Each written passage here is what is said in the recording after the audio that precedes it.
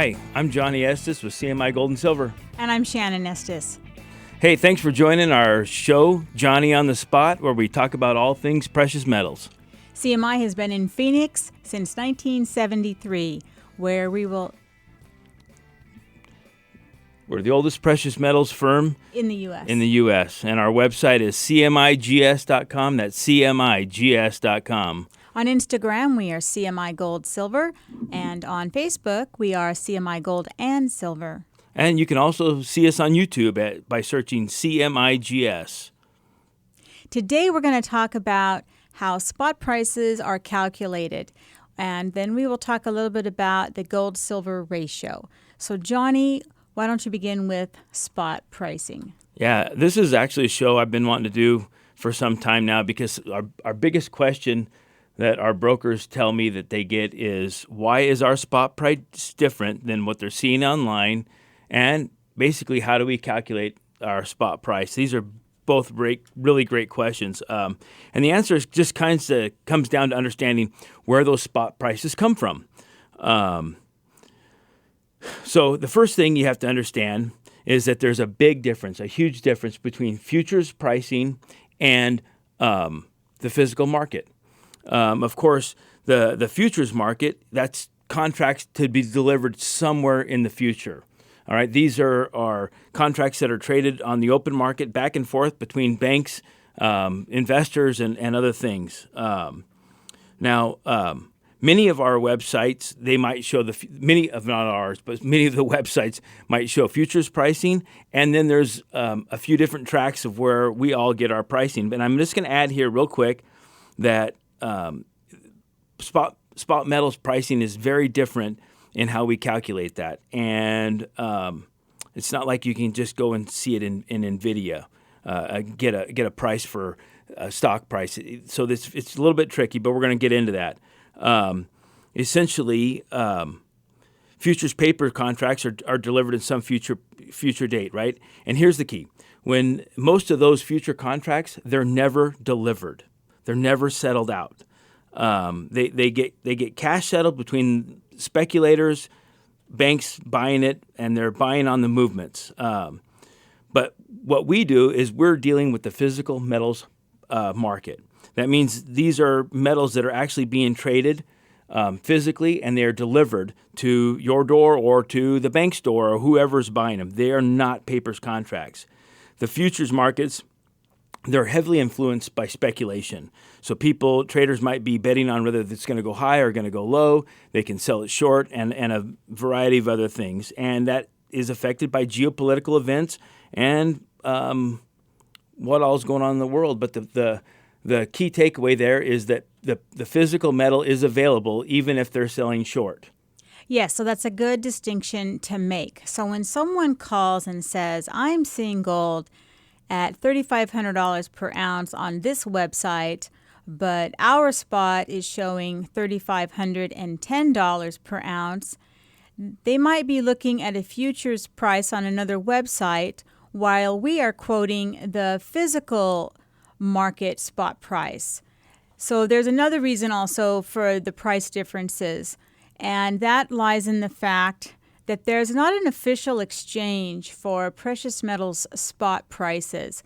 Unlike stocks that are traded on the NYSE, New York Stock Exchange, with official prices, precious metals operate in what's called a quoted market.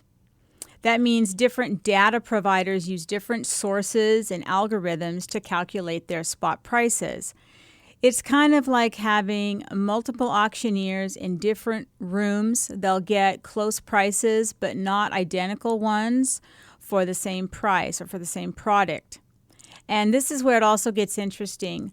So we're going to talk a little bit about how our spot prices are actually calculated. We don't just pull numbers out of thin air or use whatever's convenient. There is a method, and Johnny will talk about that. Yeah, so like many of our competitors, and other people, we subscribe to a real-time data feed from a premier exchange, and he gets it from these data vendors are worldwide, and they're published. So these aren't just random internet sources. We get these numbers from enterprise level major financial institutions. They come from companies like Morningstar, UBS, American Financial Exchange, Morgan Stanley, and a few others that are just like that. But each source is constantly monitored for accuracy and reliability. Now, here's the key. That algorithm that we're talking about, that algorithm, it looks at each one of these banks, and there are many, many, many banks, okay?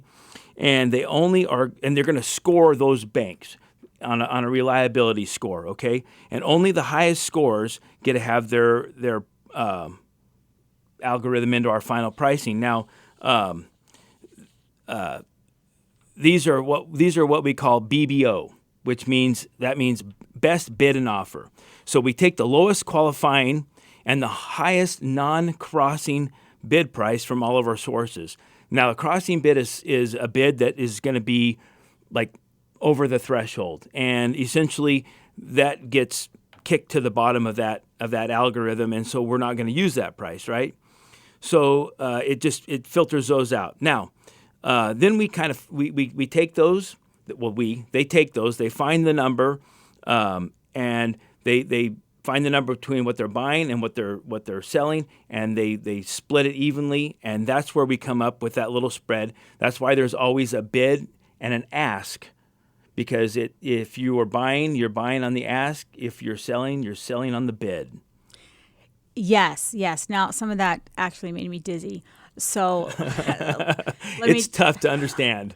Yes, but let me just say that the same company that provides our spot price data also supplies data to many, many of our competitors. So if you are comparing our prices to another major dealer, the spot prices should be very similar. However, not all dealers use the same data provider. And so some might have different sources, or they might be showing the future prices instead of the physical market spot price data.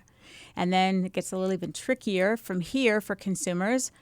Unfortunately, some dealers actually pad their spot prices to make their premiums look lower. And Johnny, why don't you explain a little bit about that work so that we can learn how to compare apples to apples? Yeah, so padding is kind of an industry standard. It happens. But what that means is, let's say that our competitor is selling Gold Eagles at spot plus $35 on a special, and we have it at spot plus $39. Well, at first glance, consumers will think, wow, company XYZ has a better price than CMI. However, and it happens a lot, and we see this a lot, if they have padded their spot price by $10, when you do the math, you will see that our price is actually $6 less than the competitor overall price. So it's important that you check the final price and not just the premium. Now, you might think you're getting a better deal, but you're really not. You need to just check that final price. But here's the thing about padding.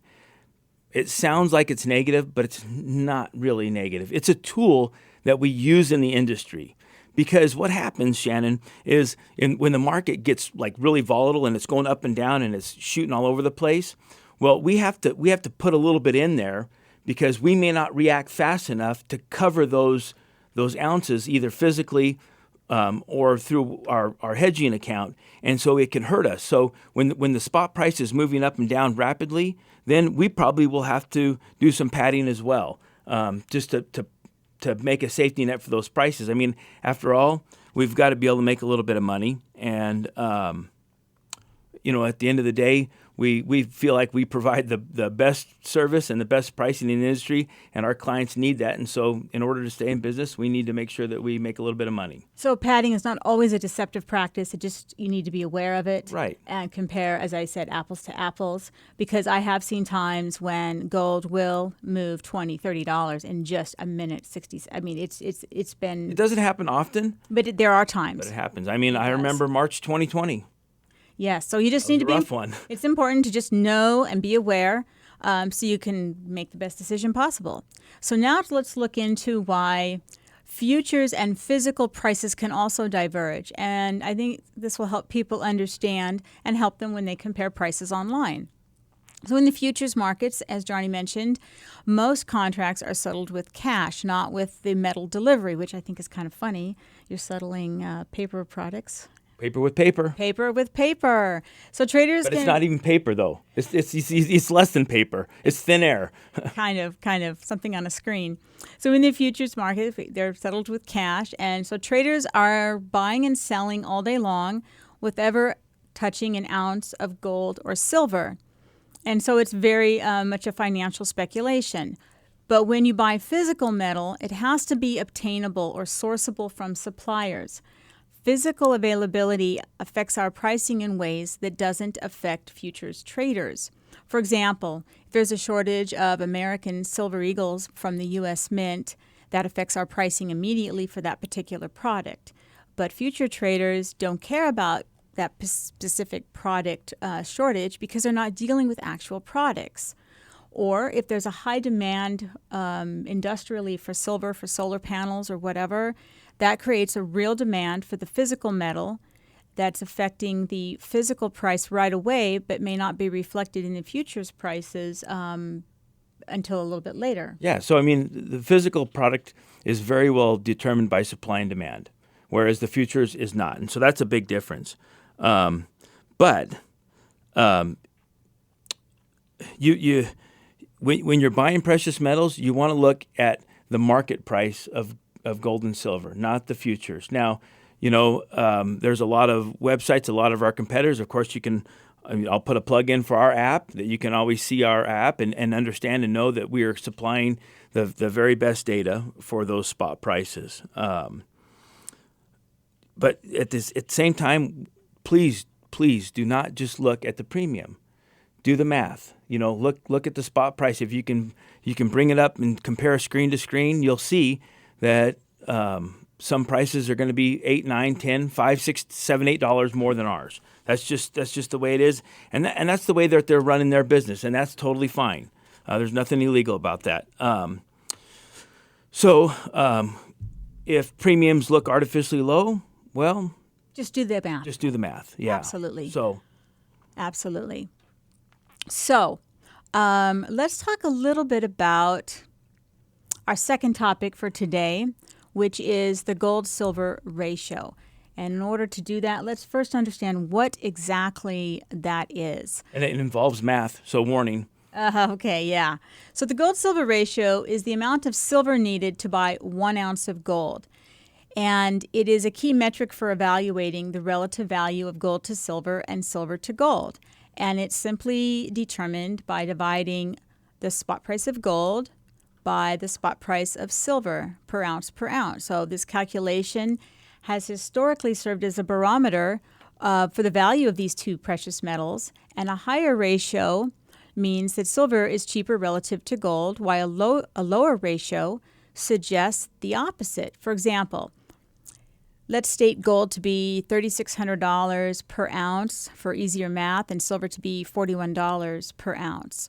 So we would take $3,600 and divide by $41, which equals an 88-to-1 ratio. Now, a ratio above 85 suggests that silver is still undervalued compared to gold, presenting potential opportunities for silver investors. And just several months ago, this ratio was at 103-to-1. Yeah, and for so, sure. Yes. So I have a little physical or show and tell example here based on the 88-to-1 ratio. So if they're driving down their car, they can't look. No. You got to go to the YouTube video. Yeah. So, but if you've got an ounce of gold, which is probably, half the size of a credit card, and so then you've got 88 ounces of silver here. Maybe we could get a close-up right here. Yeah. But 88 ounces of silver is going to be 8 and almost 9 iPhone 4s stacked on top of each other. So these are 10-ounce bars. Yeah, I've got 10-ounce bars here and a 5-ounce bar and 3 1-ounce pieces. So to make 88 ounces of silver. So in monetary money, they equal each other in the sense that you can buy 88 ounces of silver, you can buy 1 ounce of gold. So it takes the same dollars to buy either this or this. Yes, to try to physically visualize this ratio. Here's another example. I have here. Here, let me grab it. Uh-oh. This is a 10-ounce gold bar. So I just wanted to show a larger example, but I also need to grab a couple of the 10-ounce bars because I've got 8 100-ounce bars here. So I need 88 more ounces. Hold on. No, I just need these. I need Okay. 8. I need all. I guess I can't do the math. Ooh, that sounded good. Yeah, I need 8. I need 8 of these. I need all 8 of those.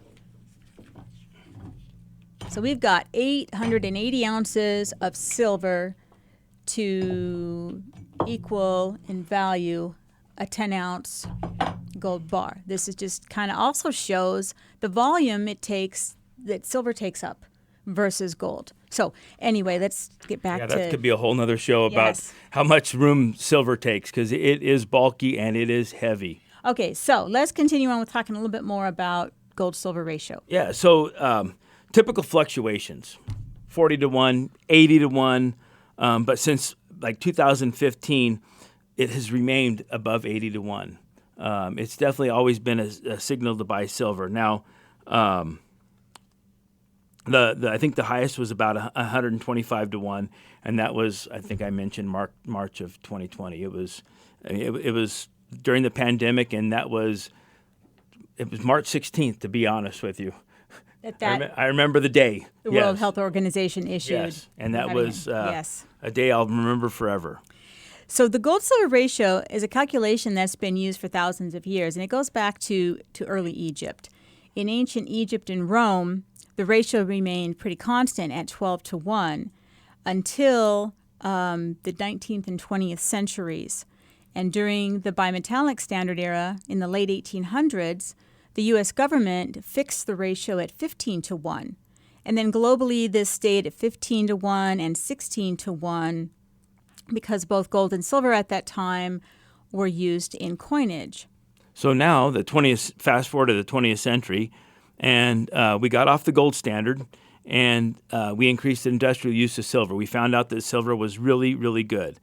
And so this led to a lot more higher fluctuations. In fact, at one point, the U.S. government said that gold was $30 an ounce and silver was $1 an ounce. So there was a 30 to 1 ratio right in the 30s, and then it crept up. There was an abnormal, well, it was a little higher in 1940 when it was 97 to 1, which was one of the highest levels in modern history. Silver prices did plummet during the Great Depression, which moved that ratio up to 97 to 1. And then what about 1991? Yeah, so in 91, it hit a record high at 100 to 1. And that was driven by the collapse of the silver price because of oversupply and basically limited demand. And so I guess basically what you have to consider is this is a what we would call an indicator. It's not the end all and be all. In fact, one could argue that today that gold and silver ratio may not have as much to do with that signal in that we use silver in everything we do, in our cell phones, in our TVs, and it has become a heavily traded commodity. Now, the cool thing about silver, like many metals, like aluminum or steel, it's recyclable over and over and over again. You don't have to. You don't have to. It doesn't get lost. I mean, I'm sure there's some of it that gets lost in the landfill and stuff like that, but the vast majority of it gets recovered. In fact, the statistic, Shannon, I don't know if you know this or not, 25% of all silver coming onto the market is recycled silver. And so that's a significant amount for sure. So the gold-silver ratio is something to know what it is, and it's just a way, it's one tool to use when you're looking into buying precious metals and which one to buy. As we mentioned 4 months ago, that would have been a great time to get into silver. Right. The ratio is a little bit lower at the moment, but again, historically anything above 85 still indicates silver to be the better buy, if you will, over gold, but it takes up a lot more space than gold. I mean, one of the questions I get is what to buy, gold or silver? And I like to tell people, for me and our brokers, we can argue equally fervently which one is better to buy. If I was debating somebody that silver is better than gold, I could definitely tell them all the reasons why silver is better than gold. If I'm debating somebody that gold is better than silver, I can do that too. I mean, gold has outperformed the S&P 500 for at least the last 10 years. Silver's kind of been flat, but silver is, in my opinion, is one of the coolest metals on the planet. It just depends on person's circumstances and their storage. I mean, we can use silver in health. You know, there's people that are putting silver in undergarments to keep, because fungus can't grow on silver. Yes. You know, bacteria. So it is a highly usable metal, and which wasn't always the case. No. And so perhaps that gold-silver ratio is not as strong of an indicator as it was maybe 20, 25 years ago. Right. However, let me just mention that we do offer an email a spot price email every day if somebody wants to sign up for it. And in that email, not only does it give the spot price of gold and the spot price of silver, it gives the ratio. So that's one way to follow it without doing the math. If you want to sign up for our email, daily email spot price that comes to your inbox every day. Well, we also do specials, and that's where people get the best deals. If you're interested in getting any gold or silver. Right, for sure. Yes. So, you know, essentially, the gold and silver ratio is fun to look at. It's fun to consider. It's not the end-all and be-all. However, But keep it in mind. But keep it in mind, because it is definitely a good indicator. I mean, you know, it was a lot of fun when it was exactly 100 to 1, because it's easy math to do. But you know, I guess the takeaway here is, if you have questions, here again, you can call us, and you can call us at 800-528-1380. Or you can look us up on cmigs.com and get our phone number, and you guys can call. You can ask our brokers a question. They're non-commissioned. They're going to give you the answer. They're going to take the time of their day out of their day, because they are there to service customers and clients and make friends and family. I mean, I can't begin to tell you. We've talked about it before. We've got generational clients, and it's because of your dad's business model to not ask for a sale. That seems very hard, and sometimes we probably suffer a little bit from that. However, that's the way that we want to run our business. We want to run it so that each one of our clients, and I want you to tell what your dad would always say, how he wants each one of our clients to be about Americans owning precious metals. Oh, I know it sounds unreal, but he said one time that he wanted to get the most metal into the hands of the American people for the fewest paper dollars. And because all Americans, he felt, would be better off owning some precious metals. Yeah, I know for me, since I married you, it has taught me that lesson, because, man, I could spend my future wealth faster than I could make it, for sure. All right. So, well, thank you for listening to CMI Gold and Silver's Johnny on the Spot Precious Metals Show. And to celebrate this first month on the air, we're giving away a silver mystery box worth $500. And we also have some runner-up prizes. So tune in every Saturday at 7:30 during the month of September on KKNT. And during each episode for the month of September, for each episode in September, we're going to give a unique secret phrase. Today's phrase is spot price. Yeah, now get all four secret phrases at the end of September, and whoever emails us first at info, so info at cmigs.com, that's info at cmigs.com. The first person that we get the email from timestamped will receive that $500 mystery box. And it's going to have some precious metals. It's packed with precious metals. And remember, the phrase is spot price. That's our key phrase today. Yes, we also have lots of runners-up.